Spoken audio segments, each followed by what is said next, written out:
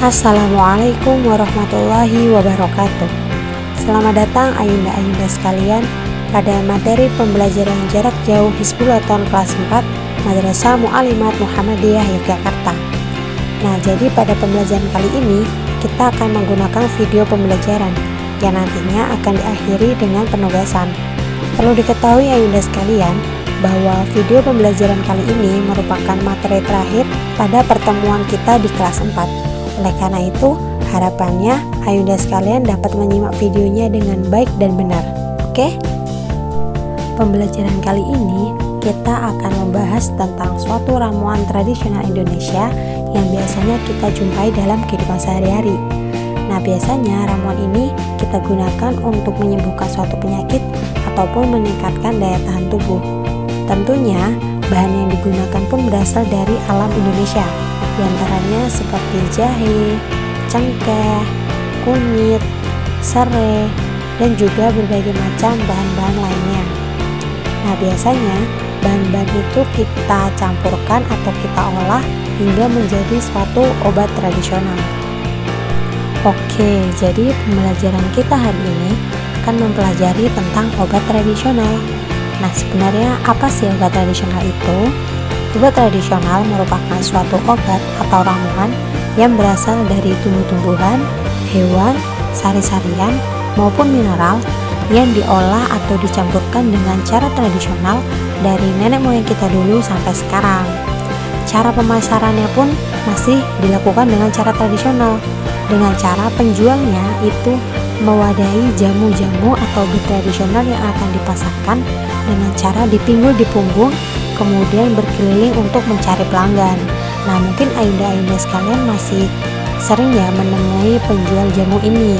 Nah, karena sampai sekarang pun masih ada penjual jamu yang memasarkannya secara tradisional. Seperti yang kita ketahui bahwa obat tradisional itu sangat bermacam-macam dan manfaatnya pun sangat bervariasi. Akan tetapi, berdasarkan surat keputusan Kepala BPOM nomor HK.00.05.4.2411 tanggal 17 Mei tahun 2004 menyatakan bahwa terdapat 3 penggolongan jenis obat tradisional, yaitu yang pertama ada jamu, kemudian yang kedua ada obat herbal terstandar, dan yang ketiga ada fitofarmaka. Nah, biasanya ketiga penggolongan ini dilambangkan dengan lambang yang telah tertera, dan biasanya pun lambang-lambang ini juga tertera pada kemasan-kemasan obat herbal yang biasanya beredar. Oke, sekarang kita masuk pada jenis yang pertama, yaitu jamu. Nah, biasanya pada jenis yang pertama ini digambarkan dengan pohon berwarna hijau, yang artinya bahan pada obat tradisional tersebut berupa bahan dasar herbal atau tanaman tradisional yang dikemas dalam bentuk serbuk, pil, maupun cairan. Karena jamu ini masih bersifat tradisional, maka manfaatnya pun masih belum teruji secara klinis dalam laboratorium. Akan tetapi, karena jamu telah digunakan secara turun-temurun bahkan selama berpuluh-puluh tahun dan masyarakat pun telah merasakan dari manfaatnya, maka sampai saat ini pun masyarakat masih banyak yang mengkonsumsinya. Nah, contoh dari jamu itu ada kunyit asem, ada jahe manis, ada temulawak, ada beras kencur, dan lain sebagainya. Nah, tetapi ayunda-ayunda sekalian, perlu diketahui bahwa tidak semua tanaman itu dapat bermanfaat baik bagi tubuh kita. Jadi jangan sampai kita sembarangan mengambil atau mengolah bahan-bahan alam yang kita belum tahu manfaatnya. Nah, bisa jadi malah dapat menghasilkan dampak buruk bagi tubuh kita sendiri. Nah, oleh karena itu, sebaiknya kita apabila ingin mengkonsumsi jamu, kita telah mengetahui betul apa aja bahan-bahan yang terkandung. Nah, untuk di zaman sekarang, jamu pun banyak yang telah dikemas dan bermerek. Contohnya ada kuku bima, ada pegalinu, ada tolak angin, dan lain sebagainya.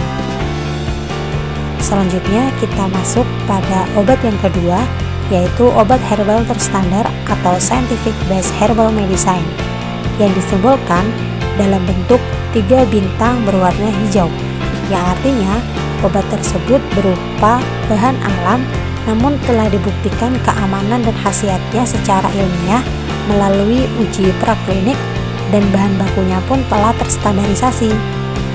Dalam penyajiannya, biasanya OHT itu disajikan dalam bentuk ekstrak atau penyaringan dari bahan alam berupa tanaman, binatang maupun mineral. Nah, obat-obat OHT ini biasanya sering kita temui dalam apotek maupun minimarket sekitar rumah kita. Nah, contohnya ada Antangin JRG, ada obat herbal, ada Mastin, Diapet, dan lain sebagainya.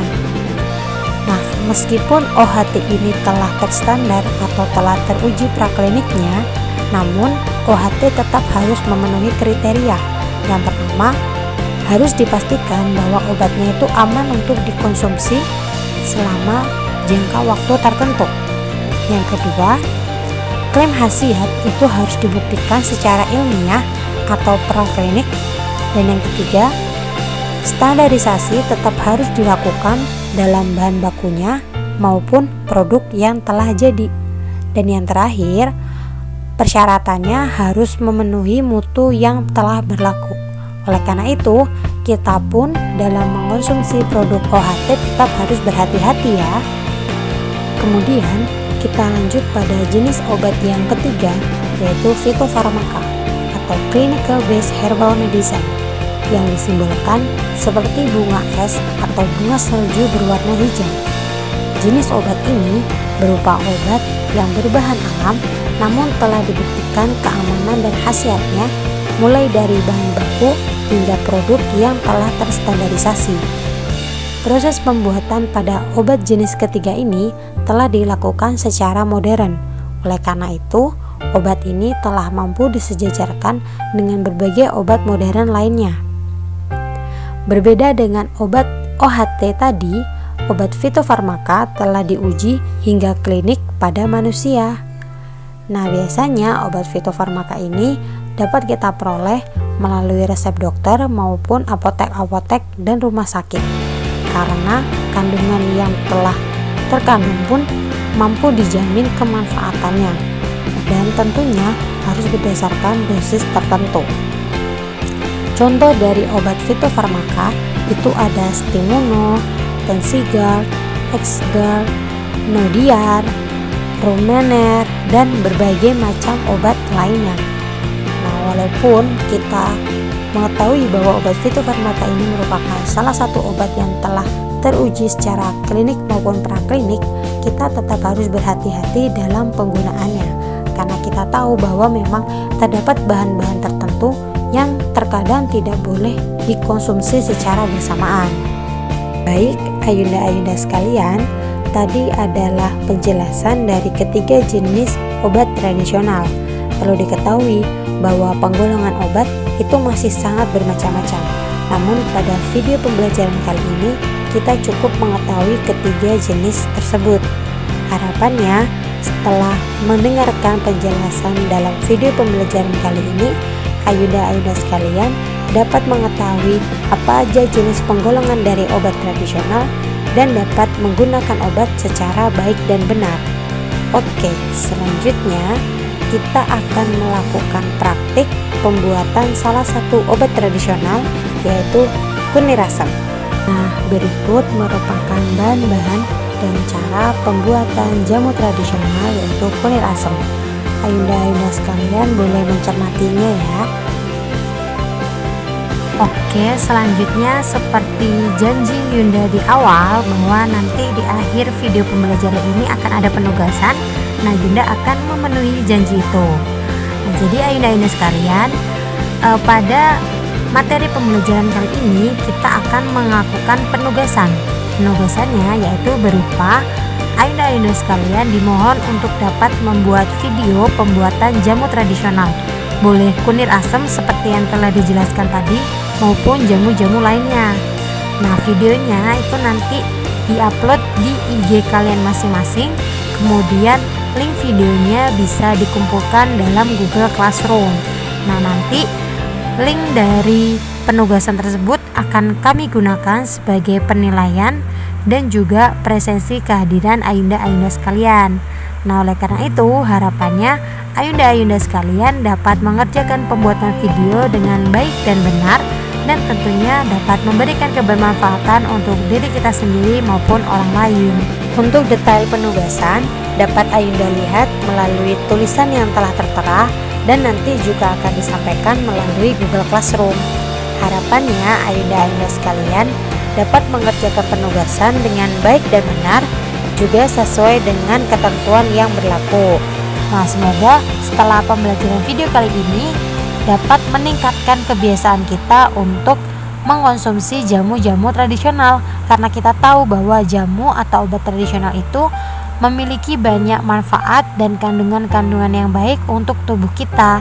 Jadi alangkah baiknya jika kita membiasakan untuk selalu mengkonsumsi obat-obat atau jamu tradisional. Mungkin cukup sekian pembelajaran atau penjelasan yang dapat Yunda sampaikan. Kurang lebihnya mohon maaf. Tetap semangat dan jaga kesehatan. Fastabiqul khairat. Wassalamualaikum warahmatullahi wabarakatuh.